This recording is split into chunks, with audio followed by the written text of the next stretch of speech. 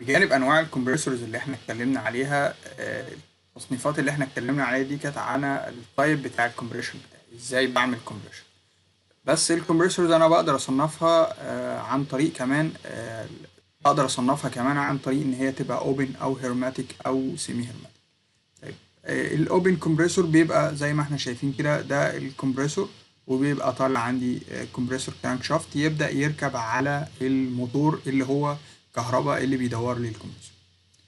الهيرماتيك بيبقى السيستم بتاعي كده كله جوه، الموتور موجود جوه، والموتور زي ما احنا شايفين اهو، والكمبريسور كمان جوه، وكل ده مربوط بهاوسنج مقفول عليهم كلهم على بعض.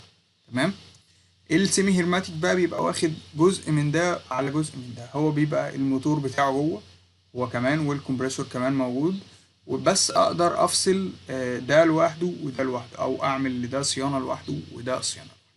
طيب هنشوف بقى هنشوف دلوقتي بالتفصيل عن الفرق ما بينهم. الاوبن كومبريسور بتاعي، الاوبن كومبريسور بتاعي زي ما انا قلت كده بيبقى بيتدور بموتور راكب من بره، مربوط عليه بفليكسيبل كابلنج او بالكرانك شافت.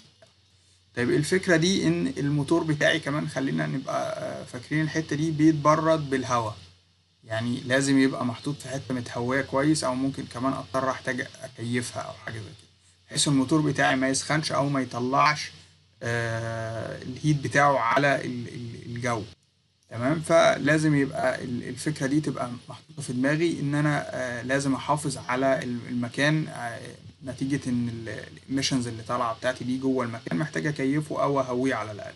وطبعا ده بيبقى اسهل بالنسبه لي، ان لو حصل حاجه في الكمبريسور بقدر اصلحها لوحدها، لو حصل حاجه في الموتور اقدر اصلحها لوحدي، او لو الموتور باظ ممكن اشيله واحط حاجه تاني مكانه بسهوله. بس هيبقى عندي المشكله بتاعت الفنتيليشن او التهويه بتاعت الموتور. نيجي للهرماتيك، انا حليت المشكله دي بان انا دخلت الموتور بتاعي داخل الكيس.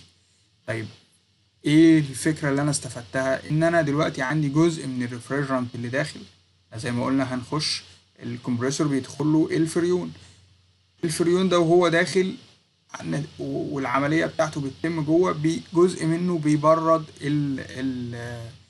الموتور اللي موجود عندي، فبالتالي انا ما بقاش عندي مشكلة في موضوع تبريد الموتور نفسه. وهنشوف بعد كده الحمل الزيادة بتاع الموتور ده بقدر اتخلص منه ازاي بعد كده، هنشوفها فترة متقدمة شوية. المشكلة عندي هنا ان لو حصل اي مشكلة في الموتور هضطر اغير الموضوع كله، مش هيبقى عندي الفلكسبيليتي بتاعت الاوبن ان انا اقدر اغير الموتور على طول، هضطر افتح الكيسنج ده كله وابتدي اغير اللي جوه، مش سهل شوية في التعامل معاه في الصيانة. طيب نيجي لآخر نوع اللي هو شال لي المشكلة دي أو عمل لي الحل اللي واخد الكويس من هنا والكويس من هنا.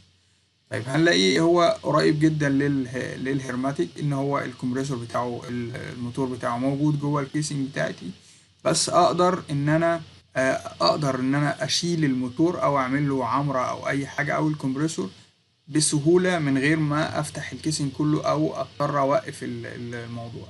فبالتالي هو اسهل في الصيانة بتاعته شوية من الهيرماتيك، وبالتالي ده هو معظم استخداماتنا بيبقى الكمبريسور بتاعنا سيمي هيرماتيك.